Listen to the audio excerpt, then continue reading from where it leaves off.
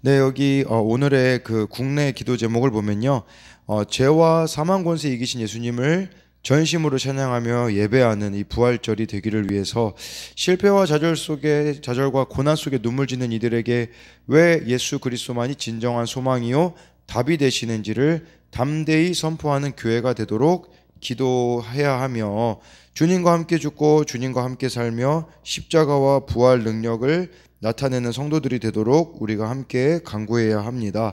그리고 국외 기도 제목은요, 아프리카의 예스와티니 왕국은 인구가 약 110만 명으로 작은 나라인데 1968년 영국의 독립한 이후 절대 군주제를 유지해 왔는데 육성 산업이 없고 소득 불균형이 심한데 높은 실업률, 극심한 가난, 에이즈 감염 등으로 고통받는 이 땅에 주님의 자비가 임하고 올바른 개혁이 이루어지도록 우리가 같이 기도해야 합니다. 오늘은 이 요한복음 20장 11절부터 23절까지인데요. 오늘은 예수님이 그 부활하신 이게 부활주일이기도 하죠. 이 십자가와 부활을 경험한 자들은 어떤 삶을 살아가야 되는지를 오늘 말씀을 보면 알 수 있고요. 또 이 부활이 우리에게 어떤 능력을 가져다 주는지를 우리가 이 말씀을 통하여서 볼 수가 있는데요. 11절 보니까요, 마리아는 무덤 밖에 서서 울고 있더니 울면서 구부려 무덤 안을 들여다보니 해가지고요, 빈 무덤인 것을 이제 여기서 말하는 마리아는 누구냐면 막달라 마리아입니다. 이 막달라 마리아 같은 경우는 7 귀신이 이렇게 들어갔었던 자라고 할 수가 있는 것이죠. 그러나 그녀는 예수님을 만나 고침받은 후에 전심으로 예수님을 사랑하는 제자가 되었다라는 거예요. 성경에 보면요, 그 고침받은 사람들이 있는데 병 고침받거나 여러 가지로부터 놓이게 된 사람들이 있는데 제자가 되는가 하면 병 고침만 받고 끝인 사람들이 있습니다. 근데 이게 참 중요한 것이죠. 이 막달라 마리아는 그 7 귀신으로부터 노임받은 것에서 그치는 것이 아니라 정말 예수님을 따르는 자가 되었다라는 것이에요. 중요한 것은 정말 그 마음을 무엇으로 채우고 있는지 끝까지 예수님을 따라가는 게 중요해요. 우리는 예수님에 대하여서 생각할 때 얼마나 극적으로 예수님을 만났는지 그런 간증이나 그런 것들을 참 중요하게 생각하는데요. 그것보다 더 중요한 것은 정말 예수님을 만났다면 끝까지, 여기 나와 있는 이 막달라 마리아와 같이 끝까지 예수님을 따라가는 것이 바로 중요한 것이다 라고 볼 수가 있습니다. 마리아는 울고 있더니, 울면서, 이것은 마리아의 이 울음이 그치지 않고 계속되었음을 묘사해 주고 있습니다. 네, 그래서 이 죽음이, 그리하여서 정말 예수님의 시체를 누가 이렇게 훔쳐갔다는 생각을 했기 때문에 지금 여기 나와 있는 이 막달라 마리아는 슬퍼하고 있는 것이죠. 12절에 보니까요, 흰옷 입은 2 천사가 예수의 시체 뉘었던 곳에 하나는 머리편에 하나는 발편에 앉았더라. 흰옷 입은 2 천사, 이 요한복음에는요 숫자 2가 강조되어 있거든요. 이 2는 증인의 숫자입니다. 증인이 적어도 이렇게 2명이 있어야 되는 거거든요. 근데 마찬가지로 이렇게 2 천사라는 것은 예수님의 어떤 부활이 이렇게 명확한 것임을 보여주는 것이라고 할 수가 있는 거죠. 13절에요. 천사들이 이르되 여자여 어찌하여 오느냐, 이르되 사람들이 내 주님을 옮겨다가 어디 두었는지 내가 알지 못함이니이다. 이 막달라 마리아가 울고 있는 이유는 예수님의 시체를, 내 주님을 옮겨다가 어디 두었는지, 예수님의 시체가 없기 때문에 지금 울고 있다고 이렇게 천사들에게 막달라 마리아가 말했던 것이죠. 14절에 이 말을 하고 뒤로 돌이켜 예수께서 서신 것을 보았으나 예수이신 줄을 알지 못하더라. 예수님이요 부활하시곤 아직, 지금 여기는 부활하시기 전이라고 볼 수가 있습니다.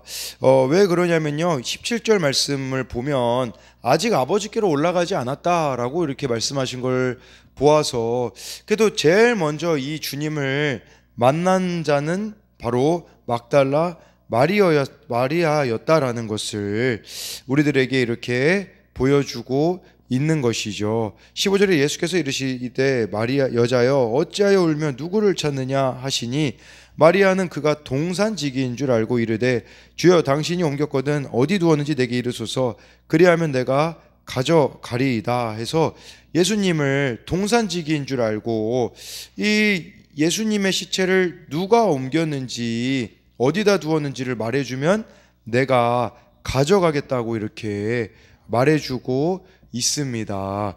그러면서요 16절에요 예수께서 마리아야 하시거늘 마리아가 돌이켜 히브리 말로 라보니 하니 이는 선생님이라는 말이라 라고 해가지고요 정말 이 예수님이 마리아야 하고 부르니까 동산지기면 당연히 마리아의 이름을 모르겠죠. 그런데 이렇게 이름을 부르시는 것을 이제 마리아가 깨닫고서는 히브리 말로 라보니라고 해서 선생님이라고 이렇게 대답하면서 17절에요 예수께서 이르시되 나를 붙들지 말라 내가 아직 아버지께로 올라가지 아니하였노라 너는 내 형제들에게 가서 이르되 내가 내 아버지 곧 너희 아버지 내 하나님 곧 너희 하나님께로 올라간다 하라 하시니 라고 해가지고요 여기 지금 예수님께서 마리아가 막 예수님을 붙잡으려고 했거든요. 그러니까 아직 나를 붙잡지 말라고 난 아직 하나님께로 올라가지 아니하였다라고 하면서 예수님이 그런 이야기를 하세요. 내 형제들에게 지금 내 형제들은 누구를 말하는 거냐면 제자들을 말하는 거거든요. 예수님이 제자들을 나의 형제라고 말씀하셨다라는 것은 또 우리들에게 무엇을 말하는 것이겠습니까? 여러분들이 예수님을 믿으면 모두가 다 형제와 자매가 된다라는 것이에요. 왜 그러냐면요. 여기 나와 있잖아요. 내가 내 아버지 곧 너희 아버지가 한 분이시잖아요. 그분이 바로 하나님이신 거죠. 하나님을 한 아버지로 우리가 고백을 한다면 예수님을 믿는 우리 모두는 다 형제, 자매가 되어야 한다라는 것을 말씀해주고 있는 것이죠. 그리고요, 이 예수님의 부활을 여러분들이 믿는다면 그 어떤 상처와 상실도 우리를 그 자리에 오랫동안 머물게 하지 않는다는 사실입니다. 이 막달라 마리아가 정말 참 이런 상처와 상실과 어려움 가운데 있었지만 곧바로 이렇게 예수님이 또 나타나셔서 마리아를 붙잡아 주신다라는 것은 여러분 예수님이 부활하셨다라는 것은 살아계신다라는 것이잖아요. 그렇기 때문에 이 성경이 역사책이 되어지지 않는 겁니다. 우리는 성경을 읽으면서 그런 생각을 해요. 하나님이 살아계시고 예수님이 살아계시기 때문에 이 성경에 나와 있는 역사가 아니라 이 성경에 나와 있는 모든 기록들은 지금도 이루어질 수 있다라는 믿음을 여러분들이 가져야 한다라는 것을 말해주는 것이 아니겠습니까? 그리고 18절에요. 막달라 마리아가 가서 제자들에게 내가 주를 보았다 하고 또 주께서 자기에게 이렇게 말씀하셨다 이르니라 라고 말씀해주고 있습니다. 이런 부활에 우리가 정말 예수님을 만나면 우리들 가운데 이루어져야 되는 것이 있는데 바로 그것은 예수님을 증거하는 겁니다.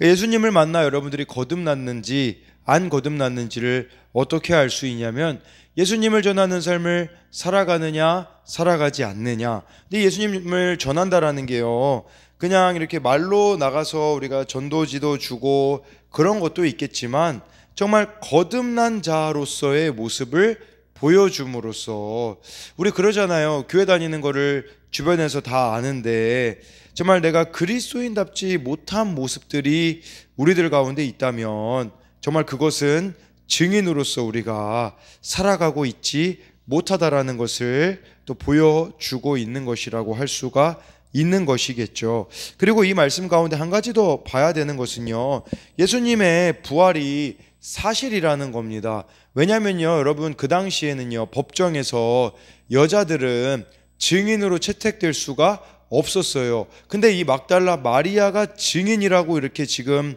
사도 요한이 요한복음에서 기록하고 있다라는 것은 정말 이게 막 우리가 거짓이 막 어떻게 해서든지 남자를 막 증인으로 내세우려고 한다면 더 세상적으로 봤을 때는 그 당시에 신빙성이 있을지는 모르나 여자를 증인으로 내세운다라는 것은 그것이 사실이 아니면은 좀 불가능해 보이는 것이기 때문에 이 예수님의 부활은 바로 정확하고 이렇게 사실이었다라는 것을 우리들에게 이렇게 말씀하고 있는 것을 나타내고 있습니다. 19절에요. 이날 곧 안식 후 첫날 저녁 때에 제자들이 유대인들을 두려워하여 모인 곳들의 문들을 닫았더니 예수께서 오사 가운데 서서 이르시되 너희에게 평강이 있을지어다. 제자들은 두려워 떨고 있습니다. 왜 그러냐면 예수님을 정말 따라가 다녔기 때문에 혹시 다른 사람들에게 해코지를 당하진 않은지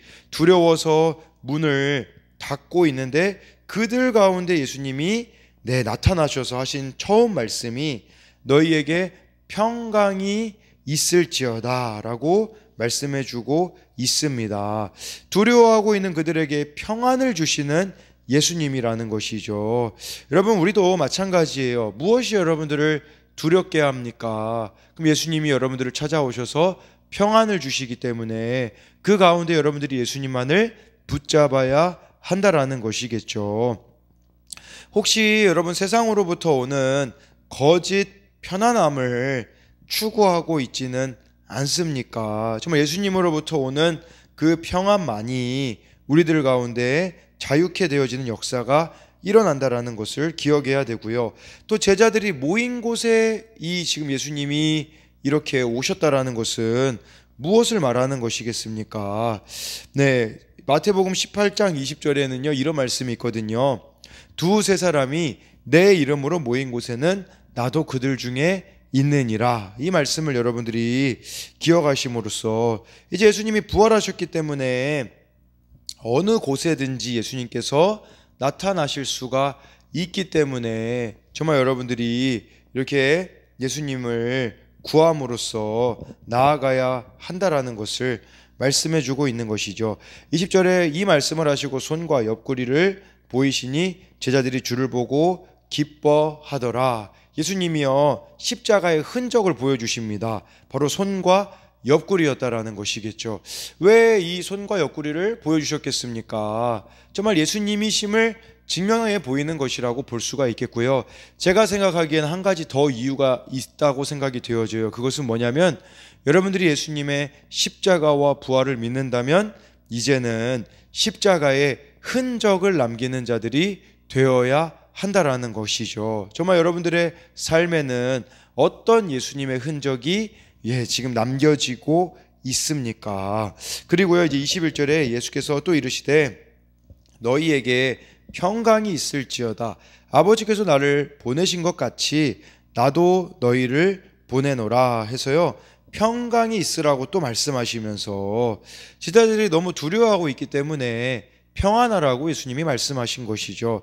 그러면서 아버지께서 나를 보내신 것 같이, 하나님이 예수님을 보낸 것 같이 예수님이 나도 너희를 보내노라. 세상에 제자들을 예수님이 파송하시는 내용이 나와 있는 것이죠. 근데 이 파송은 사실은 증인됨도 우리의 능력으로 할 수 있는 것이 아니거든요. 그래서 예수님이 우리에게 성령을 보내시는데 바로 그게 22절에 나와 있어요. 이 말씀을 하시고 그들을 향하여 숨을 내쉬며 이르시되 성령을 받으라 라고 해가지고요 성령이 사명을 감당케 할 것이라는 것을 말씀해 주고 있습니다. 여러분, 이처럼 우리가 성령을 받아야 되는데요 성령이 아니고서는 거듭날 수도 없고요 증인으로 살아갈 수도 없고요 잃어버린 영혼들을 사랑할 수도 없다라는 사실입니다. 그렇기 때문에 여러분들이 늘 성령을 의지하고 정말 성령의 충만함으로 살아가는 것이 중요하다라고 볼 수가 있어요. 근데 많은 그리스도인들이 이 성령 충만을 개인적인 것으로만 보거든요. 그렇기 때문에 우리가 참 말씀과 기도 가운데 성령으로 충만해질 수 있는데 이 신앙을 너무 개인적으로만 생각하고 있기 때문에 그냥 오늘은 귀찮으니까 성령 충만하지 않아도 돼라고 생각하는데, 근데 중요한 것은요 여러분 23절 성령의 그런 기능이 나와 있는데 너희가 누구의 죄든지 사하면 사하여질 것이요 누구의 죄든지 그대로 두면 그대로 있으리라 하시니라 라고 말씀해 주고 있어요. 이는 제자들이 죄인들을 구원하거나 그렇지 않을 권세를 가졌다라는 거거든요. 그러니까 이 부활의 소식은 예수님의 제자들인 우리들에게 맡겨졌다라는 거예요. 그러니까 우리가 최선을 다해 복음을 전하면, 그러니까 여기서 누구에게든지 사하면 사여질 것이라는 것은 복음을 전하라는 뜻이에요. 복음을 전하면 그 사람이 회개하고 돌아오게 될 것이겠지만, 누구에게든지 그대로 두면 그대로 있으라는 것은 복음을 전하지 않으면 그 사람이 죄인됨을 깨닫지 못하기 때문에 그대로 끝나게 된다라는 뜻이거든요. 그러니까 아까 제가 말씀드린 성령 충만은 개인적인 것이 아니라고 말씀드린 이유가 여기에 있어요. 내가 오늘 성령 충만해야지 증인으로서 누구에게 예수님을 전해야 되는지 주님께서 가르쳐 주실 것인데, 그걸 내가 외면하고 있다면 나도 죽고 내 주변에 있는 사람들도 영적으로 결국은 죽을 수밖에 없다라는 것을 우리들에게 말씀해 주고 있는 것이겠죠. 여러분, 이게 성령 회방죄가 아닐까요? 성령 회방죄는 예수님이 사하심을 받지 못하다고 하셨는데 이 말씀이라고 저는 생각을 해요. 여러분들의 안에 성령이 계시는데 성령이 역사하시지 못하게 내 자아로 가득 차 있다면 우리가 복음을 전하지도 않게 되어질 것이고, 그것이 바로 직무유기이지 않겠습니까? 우리가 예수님을 알면서도 전하지 않는다면, 이 회개의 복음을 여러분들이 세상 가운데 전하지 않는다면 이것은 방관죄요 직무유기라는 사실을 여러분들이 기억하심으로써, 이 막달라 마리아가 주님을 만났을 때 제일 먼저 했던 것은 예수님을 전했던 것. 그리고 여러분, 요한복음에 보면요, 요한복음 4장에 사마리아 여인이 예수님을 만났을 때 제일 먼저 했던 일이 무엇입니까?